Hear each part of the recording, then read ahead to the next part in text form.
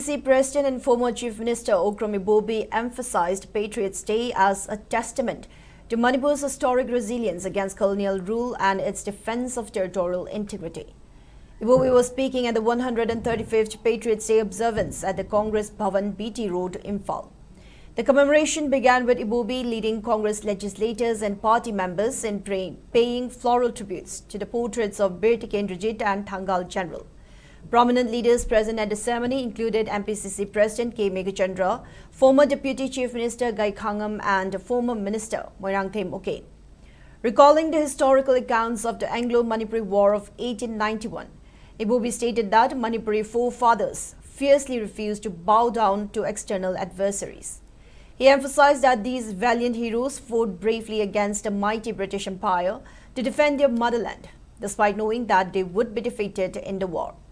The former Chief Minister noted that the extraordinary courage of the 1891 war heroes continued to inspire and earn the respect of present generations. He said that Patriots' Day remains a symbol of the indomitable spirit of Manipuri ancestors who resolutely defended the state's sovereignty and completely rejected the idea of living under colonial submission.